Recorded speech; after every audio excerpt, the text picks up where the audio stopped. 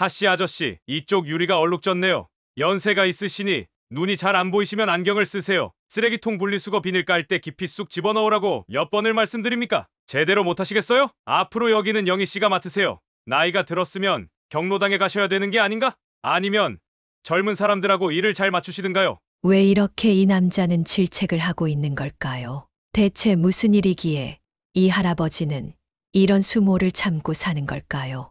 오늘의 사연은 국립중앙박물관에서 청소부로 일하시는 하일동님의 기막힌 인생 사연을 소개해 드릴까 합니다. 먼저 사연을 들으시기 전에 구독과 좋아요를 눌러주세요.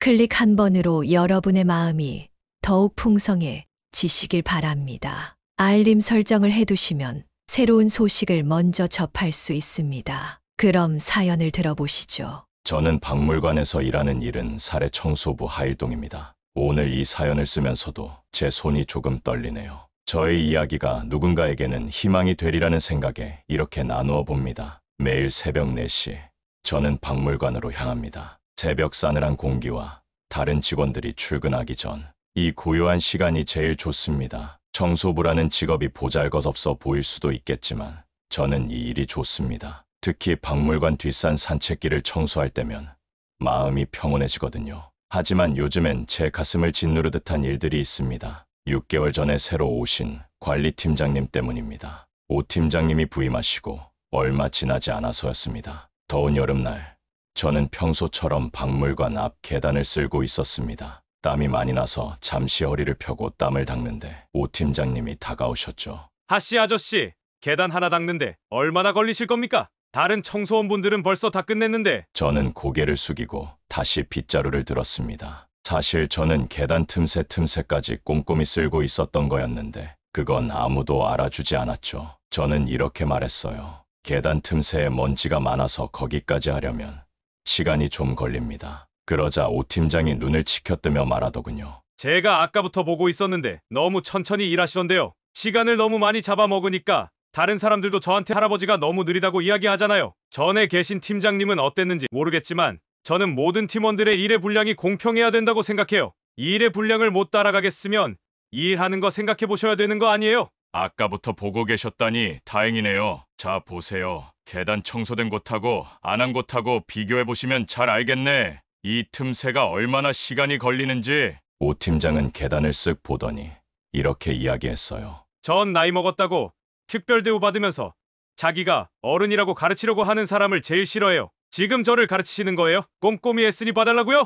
여긴 우리가 제때 끝마쳐야 하는 할당이 있는 일터라고요. 그것도 구분 못하시면 집에 가셔야죠. 오 팀장은 내가 말대꾸를 해서 기분이 나빴는지 차갑게 노려보며 갔습니다. 그때부터였습니다. 매일 아침 점검 시간이면 오 팀장님은 꼭 저를 지적하셨어요. 하씨 아저씨, 이쪽 유리가 얼룩졌네요. 연세가 있으시니 눈이 잘 안 보이시면 안경을 쓰세요. 쓰레기통 분리수거 비닐 깔 때 깊이 쑥 집어넣으라고 몇 번을 말씀드립니까? 제대로 못하시겠어요? 앞으로 여기는 영희씨가 맡으세요. 나이가 들었으면 경로당에 가셔야 되는 게 아닌가? 아니면 젊은 사람들하고 일을 잘 맞추시든가요. 매일매일이 이랬습니다. 오 팀장은 부임한 지 얼마 안 돼서 자신의 능력을 인정받고 싶어서 우리들을 쥐어짜며 관장님께 잘 보이려 했습니다. 특히 나이 들고 힘없는 저는 오 팀장의 타겟이 되기 일쑤였죠. 툭하면 다른 직원들 앞에서 꼭 저를 지적하시곤 했죠. 처음에는 화가 났습니다. 제가 얼마나 꼼꼼히 일하는지 왜 모르는 걸까? 하지만 곧 그 화는 서러움으로 바뀌었습니다. 오 팀장의 구박에 젊은 다른 직원들도 덩달아서 수근거리는 소리도 들렸습니다. 저 할아버지, 왜 저러고 계실까요? 그냥 편하게 쉬실 나이에. 저렇게 나이 든 사람을 뽑으면 우리 박물관 품 떨어뜨리는 것 같아요. 그땐 정말 이렇게 총알같이 흘러버린 시간이 야속하기만 했죠. 지난 주일은 더 참담했습니다. 오 팀장님이 인사팀장님과 이야기하시는 걸 우연히 들었거든요. 박물관 이미지도 생각해야죠. G20 외교장관들이 오시는데 저렇게 후줄근한 노인네가 청소하고 있는 모습이 보이면 어떡해요? 새로운 용역업체 알아보고 있습니다. 곧 교체하도록 하죠. 그 말을 들었을 때 제 심장이 멎는 것 같았습니다. 후줄근한 노인네라고. 그래서 더 열심히 청소했습니다. 밤늦게까지 남아서 구석구석을 닦았죠. 하지만 다음 날 아침 오 팀장님은 또 나를 불러 이야기했죠. 어제 청소 제대로 하신 거 맞아요? 여기 먼지가 그대로인데요? 그 순간 김영희 씨가 달려와서 제가 확인을 못한 것 같아요. 제가 다시 하겠습니다. 하고 저를 도와주려 했지만 오 팀장님은 차갑게 말씀하셨죠. 영희 씨는 신경 쓸 것 없습니다. 어차피 곧 새로운 분들이 오실 거니까요. 저는 그저 묵묵히 고개를 숙였습니다. 제 두 눈에 눈물이 고이는 걸 들키지 않으려고요. 그렇게 하루하루가 지나갔습니다. 그리고 오늘 G20 외교장관 방문 날이 밝았습니다. 저는 평소보다 2시간 일찍 나왔습니다. 새벽 2시 달빛만이 비치는 박물관은 고요했죠. 한밤중부터 시작된 청소였지만 전날보다 더 정성스럽게 구석구석을 닦았습니다. 아침이 되자 사람들이 하나둘 모여들기 시작했습니다. 보안팀이 삼엄한 경비를 서고 큐레이터들은 전시품을 마지막으로 점검했죠. 오 팀장님은 아침부터 직원들을 다그치고 있었습니다. 하씨 할아버지는 좀 뒤로 가 계시죠. VIP들 동선에 방해되지 않게. 저는 조용히 청소 도구를 들고 구석으로 물러났습니다. 그동안 겪었던 수모가 떠올랐지만 오늘은 바쁜 날이니 그냥 뭐 봐주지 하면서 넘겼습니다. 그저 묵묵히 제 할 일을 하면 된다고 생각했죠. 오후가 되자 외교장관들이 도착하기 시작했습니다. 각국의 장관들이 도착할 때면 마치 긴박한 수술실처럼 모두가 긴장한 상태였습니다. 경호팀들도 재빠르게 움직였고 통역사들의 동선도 바빠졌죠. 기자들도 취재 열기로 바빠졌습니다. 각국의 장관들은 한국의 전통적인 멋에 아주 만족한 모습이었습니다. 프랑스 장관은 고려 청자에, 독일 장관은 조선 백자에 관심을 보이셨어요. 오 팀장님은 그들의 모습을 카메라에 담으며 무척 바빴습니다. 우리 직원들 모두 각국 대표단이 기분 좋게 한국의 멋과 전통에 대해 잘 알고 돌아가길 바라는 마음으로 대접하고 있었거든요. 예정된 한국의 전통 공연과 관람 시간이 끝나갈 무렵 대부분의 장관들은 다음 일정을 위해 자리를 뜨기 시작했습니다. 정말 멋진 박물관이었습니다. 한국의 문화유산이 이렇게 아름다운 줄 몰랐네요. 각국 통역관들을 통해서 장관들의 찬사가 전달되었고 오 팀장님의 얼굴에는 뿌듯한 미소가 번졌습니다. 모두가 돌아갈 준비를 하고 있었지만 미국 외교장관님은 달랐습니다. 마지막 전시실에서 발걸음을 멈춘 채 조선시대 다랑아리를 한참 동안 보고 계셨죠. 조금 더 남아 있어도 될까요? 이 도자기들이 정말 매력적이네요. 통역을 통해 전해진 장관님의 말씀에 오 팀장님은 황송하다는 듯 고개를 끄덕였습니다. 다른 장관들이 떠나면서 박물관장님은 그들을 배웅하기 바빴고 경호팀들도 하나둘 자리를 떴습니다. 삼엄했던 경비 인력들이 철수하자 박물관은 한결 여유로워졌죠. 각국 대표단의 의료지원팀도 차례로 짐을 싸기 시작했습니다. 응급 상황에 대비해 대기하고 있던 구급차들도 한 대씩 떠나갔고요. 더 이상 지원 인력이 필요하지 않을 것 같습니다. 이제 철수하셔도 좋습니다. 행사 총괄 책임자의 말에 남아있던 인력들도 속속 박물관을 빠져나갔습니다. 분주하던 박물관은 순식간에 조용해졌고 이제 미국 장관님과 몇 명의 수행원들 그리고 우리 박물관 직원들만이 남았습니다. 저는 언제 미국 장관이 나갈까 계속 지켜보았죠. 나가고 나면 그 뒤부터는 우리 직원들이 할 일만 남아있었으니까요. 미국 장관님은 그 고요한 분위기 속에서 혼자 천천히 전시품 하나하나를 자세히 살펴보셨어요. 매우 심취해서 통역사분과 계속 흐뭇한 미소로 이야기를 나누고 있었습니다. 시간이 계속 흐르자 경호원들도 조금씩 긴장을 푸는 듯 약간의 거리를 두면서 움직였고 미국의 외교부 장관은 커다란 제스처를 취하면서 감탄하며 도자기를 보고 있었어요. 그때였습니다. 순간 날카로운 비명과 함께 190cm가 넘는 거구의 둔탁한 소리가 들렸습니다. 쿵 하는 소리와 함께 와장창 유리 깨지는 소리가 들렸어요. 미국 외교장관님이 계단을 보지 못하고 발을 헛디뎌 굴러떨어지신 거였습니다. 더 큰 문제는 그 자리에 있던 유리 장식장이 깨지면서 파편이 사방으로 튀었다는 거였죠. 119! 빨리 119 불러요! 오 팀장님의 다급한 외침이 울려 퍼졌습니다. 순간 경호팀은 혼비백산이 되어 외교부 장관님을 붙잡으려 했고 모두가 놀라 행사장은 순식간에 전쟁통과도 같이 놀란 모습이었습니다. 그런데 제 눈에는 다른 게 보였습니다. 장관님의 의식이 없는 게 느껴졌습니다. 쓰러지실 때 가슴을 강하게 부딪히신 것 같았습니다. 아저씨, 뭐하고 계세요? 빨리 이 근처 유리 조각들이나 치워요. 다른 사람들 다치기 전에. 오 팀장님의 고함에도 저는 움직이지 않았습니다. 대신 사물함으로 달려갔죠. 제가 늘 준비해 두었던 것들이 필요했습니다. 혹시나 하는 마음에 매일 준비해 놓고 다녔던 것들, 고무튜브와 알코올, 그리고 멸균된 장갑과 작은 수술용 칼을 들고 돌아오자 모두가 놀란 눈으로 저를 바라보았습니다. 경호원들이 재빨리 저를 제지했고 오 팀장님은 창백한 얼굴로 외쳤습니다. 하씨 아저씨, 당신 미쳤습니까? 그 칼은 대체 어디서 난 거예요? 모두가 나를 붙잡으며 저를 제지하려고 했어요. 저는 다급하게 외쳤습니다. 시간이 없어요. 구급차가 오려면 15분 걸리고 장관님은 3분밖에 남지 않았어요. 폐에서 공기가 새고 있다고요? 제가 본 증상은 틀림없는 기흉입니다. 지금 당장 조치하지 않으면 이분은 여기서 죽습니다. 전 이런 걸 여러 번 보아서 대처할 수 있어요. 이 장관님 여기서 죽으면 안 되잖아요.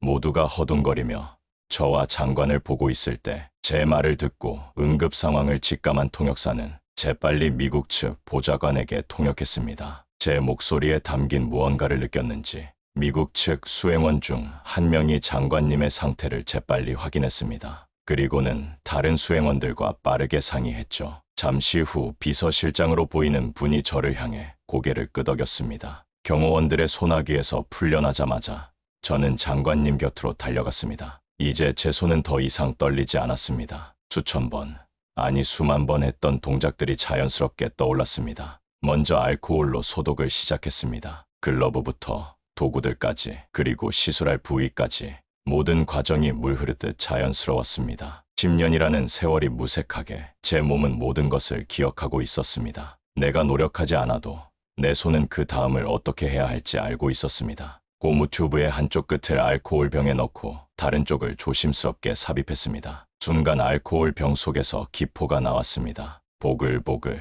보글보글, 갇혀있던 공기가 빠져나오는 소리가 고요한 박물관에 울려 퍼졌습니다. 가스가 배출되고 있습니다. 폐가 확장되기 시작했어요. 그때였습니다. 장관님의 손가락이 살며시 움직였고 굳게 닫혔던 눈꺼풀이 천천히 떨리기 시작하면서 얕은 기침을 했습니다. 장관님이 의식을 찾으셨어요. 누군가가 외쳤습니다. 순식간에 박물관은 환호성으로 가득 찼습니다. 오 팀장님은 그 자리에 주저앉아 안도의 한숨을 내쉬었고 수행원들은 서로를 부둥켜 안았습니다. 누군가는 눈물을 훔치기도 했죠. 도대체 무슨 짓을 하신 겁니까? 기쁨도 잠시 박물관장님이 황급히 달려오셨습니다. 이게 얼마나 위험한 짓인지 아십니까? 만약에 잘못되기라도 했다면 이건 의료사고를 넘어서 국가 간의 분쟁이 될 뻔 하기도 한 일이라고요. 대체 겁도 없이 의사도 아닌 사람이 어떻게 이런 일을 할 수 있습니까? 그때 마침 도착한 응급의료팀의 김민석 팀장은 재빨리 장관님의 상태를 확인하기 시작했습니다. 가슴에 튜브가 박힌 것을 보고 갑자기 동작을 멈추며 살폈습니다. 혈압 110에 70, 맥박도 괜찮아요. 빨리 병원으로 옮기세요. 김 과장이 같이 타서 계속 체크하도록 해요. 나도 곧 따라갈 테니.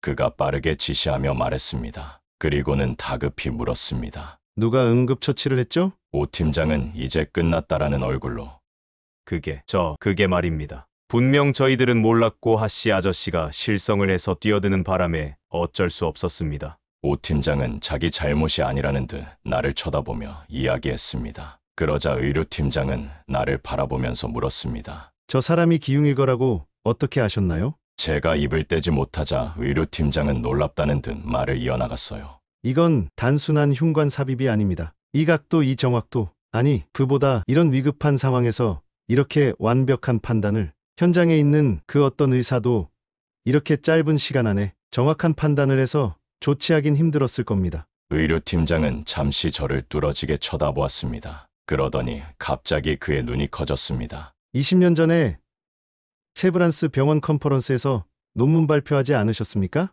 그 사람은 무언가 기억해내려고 애쓰고 있었습니다. 그때 최신 수술 기법을 발표하셨던 하이동 박사님 아니신가요?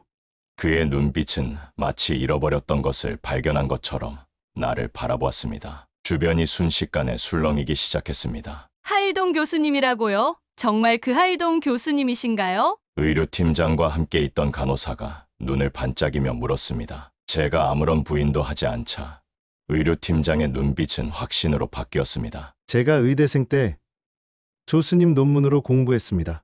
교과서에서만 배웠던 분을 여기서 뵙다니요. 의료팀장은 흥분된 목소리로 말을 이었습니다. 교수님 어디 계셨어요? 제가 전공의 시절 교수님 논문을 보고 신경외과를 선택했죠. 그런데 이렇게 직접 뵙다니. 젊은 의료진들 사이에서 감탄과 존경의 말들이 쏟아졌고 다른 직원들은 놀란 눈으로 저를 바라보고 있었습니다. 교수님께서 오늘 정말 큰일을 하셨어요. 1차적으로 장관님을 살리셨고 저를 살리셨어요. 감사합니다. 인사는 추후에 하러 오겠습니다. 의료팀장은 나에게 허리를 숙여 정중히 인사했고 황급히 의료진들과 그 자리를 빠져나갔습니다. 박물관 내부는 갑자기 수근수근거리는 소리로 가득하더니 직원들이 제게 다가와 고개를 숙였습니다. 죄송했습니다, 아저씨. 저희가 너무 무례했어요. 이 모든 사실을 지켜본 박물관장님은 특히나 깊이 고개를 숙이셨습니다. 이런 분을 이제까지 함부로 대하고 정말 죄송합니다. 오 팀장은 멀리서 어정쩡하게 서 있다가 조심스레 다가왔습니다. 정말 죄송합니다. 그런데 정말 의사 맞으세요? 그의 목소리에는 여전히 반신반의하는 기색이 묻어 있었습니다. 그날 이후로 상황이 급변했습니다. 뉴스에서는 연일체 이야기를 보도했습니다. 세계적인 신경외과 의사가 박물관 청소부로 위기의 순간 빛난 의술, 하일동 기법의 창시자, 20년 만에 귀환, 박물관의 숨은 영웅, 박물관을 찾는 사람들도 늘어났습니다. 응급 상황에도 완벽하게 대처 가능한 박물관이라는 입소문이 퍼진 덕분이었죠. 닷새 뒤 미국 외교부 장관님과 의료팀장이 직접 찾아오셨습니다. 교수님, 미국의 메이 클리닉에서 모시고 싶습니다. 연구와 교육, 모든 지원을 아끼지 않겠습니다. 그리고 미국에 한번 초대하고 싶습니다. 미국 외교부 장관은 내 손을 잡으면서 감사 인사를 전했습니다. 제가 거절하자 이번에는 김민석 의료팀장이 제가 일하는 곳까지 다시 찾아와 물었습니다. 교수님, 저희 대학병원에서도 교수님을 모시고 싶습니다. 후학들에게 그 귀한 경험을 주시지 않으시겠어요? 하지만 저는 고개를 저었습니다. 죄송합니다만 이제 이곳이 제 자리인 것 같습니다. 그 말을 들은 오 팀장과 직원들은 모두 저를 놀란 눈으로 바라보았습니다. 그날 오후 박물관장님이 전 직원들을 모았습니다. 오늘부로 청소부였던 하일동 씨를 우리 박물관 의료팀장으로 임명합니다. 또한 이번 공로를 인정해 특별 보상금 5천만 원을 드리고자 합니다. 직원들은 놀라서 함께 기쁨으로 박수를 쳐주었고 모든 직원들은 저에게 축하 인사를 건넸습니다. 저를 모르던 사람들도 다가와 인사를 건네며 축하해 주었어요. 그때부터 사람들은 저를 더 이상 하씨나 하씨 할아버지라고 부르지 않았어요. 나는 더 이상 교수가 아니었지만 사람들은 나를 하 교수님이라고 불러주었어요. 며칠이 더 지났을까요? 퇴근 무렵 오 팀장이 산책로에서 저를 기다리고 있었습니다. 교수님, 정말 죄송합니다. 제가 너무 무례하게 굴었어요. 저를 용서해 주실 수 있을까요? 저를 향해서 고개를 숙여 인사하는 오 팀장이 보였어요. 저는 그간 오 팀장이 괘씸했지만 용서해 주기로 마음먹고 오 팀장의 숙인 허리를 일으켜 주었습니다. 다 지난 일인데요. 앞으로 잘 지내봅시다. 오 팀장은 나의 말에 감동한 듯 눈가가 촉촉해지며 조심스럽게 물었어요. 근데 궁금한 게 있어서요. 왜 병원을 그만두신 건가요? 저는 잠시 벤치에 앉아 지난 이야기를 꺼냈습니다. 15년 전의 기억이 또렷이 떠오르네요. 아내가 처음 두통을 호소했을 때였습니다. 바쁘다는 핑계로 제대로 검사도 안 해주고 단순 편두통이라 넘겼죠. 매일 다른 환자들의 뇌종양은 발견해내면서 수술이다 학회다 집에 들어갈 틈 없이 바쁘게 지내면서 정작 가장 소중한 사람의 병을 놓쳤습니다. 깊은 한숨이 나왔습니다. 발견했을 때는 이미 늦었어요. 수술도 할 수 없을 만큼 그 분야에서 최고라는 의사가 남편인데도 사랑하는 아내의 고통을 해결해 줄 수 없었지요. 진통제나 줄 뿐 그저 지켜볼 수밖에 제가 할 수 있는 일이 없었습니다. 그렇게 아내를 떠나보내고 아들과 장례를 치르고 오는 길에 교통사고가 났습니다. 차 안에서 죽어가는 아들을 앞에 두고 어찌할 수 없는 아비된 심정이 애가 타더군요. 아들은 죽고 저만 살아남았습니다. 저는 그 뒤로 다시 병원에서 수술을 하는데 그때마다 수술실만 들어가면 아내의 고통스러운 얼굴이 떠올랐습니다. 메스를 잡을 때마다 아들의 차가운 손이 느껴졌고 더 이상 의사로 살 수가 없었습니다. 내가 진정한 의사였으면 아내와 아들을 그렇게 죽음으로 내몰진 않았을 거라는 죄책감이 저를 괴롭혔습니다. 그렇게 죽은 아내와 아들이 떠올라 수술하던 도중 의료사고가 났습니다. 그 뒤로 술로 마음을 달랬어요. 술에 절어 더 이상 일도 못하게 되고 갖고 있던 재산도 환자 합의금으로 물어주면서 더 이상 살고 싶지 않아졌죠. 그렇게 이 생을 조용히 마감하자 싶어서 죽기로 결심하고 마지막으로 찾아온 게 평소 아내와 아들과 함께 자주 오던 박물관 산책길이었죠. 이 길을 걷는데 마치 아내와 아들이 곁에서 있는 것만 같아서 함께 있을 테니 한번 살아보라고 하는 것 같아서 여기에 머물면서 그렇게 아내와 아들에게 속죄하고 싶었습니다. 저는 목이 메어 말끝이 흐려졌습니다. 오 팀장의 눈에도 눈물이 고였습니다. 오 팀장은 저를 조용히 안아주었습니다. 그 뒤로 오 팀장도 박물관 사람들도 모두가 이전과는 달라졌습니다. 모두가 서로에게 공손히 인사해주며 서로를 격려해주는 분위기가 되었어요. 아침이면 여전히 이 산책로를 청소하지만 이제는 응급처치 교육도 하고 직원들의 건강도 살핍니다. 무엇보다 이곳에서 새로운 가족을 만난 것 같아 행복합니다. 매일 아침 이 벤치에 앉아 햇살을 맞으며 새로운 사람들과 인사를 합니다. 이제는 제 자신에게 기회를 한 번 더 주고 싶습니다. 죽고 싶었던 마음에서 다시 한 번 더 살고자 하는 인생의 기회를요. 지금까지 하일동님의 사연을 들어보았습니다. 하일동님은 자신이 진정한 의사로 살아가고 있지 못하다고 생각하셨습니다. 하지만 위기의 순간에 사람을 살리려는 하일동님을 보면서 진정한 사람을 살리는 의인이었다 생각이 들었습니다. 자칫하면 또 한 번의 의료 소송에 휘말릴 수도 있고 직장도 잃을 뻔 한순간에도 오직 환자를 살릴 생각만 하셨으니까요. 우리 모두는 가지고 있는 재능과 환경이 다 다릅니다. 때론 우리들을 알아주지 않더라도 잊지 마세요. 우리 모두는 다 자기 자리에서 빛나는 존재라는 것을요. 오늘의 사연이 마음에 드셨다면 구독과 좋아요를 눌러주세요. 항상 건강하시고 행복하시기를 소망합니다. 감사합니다.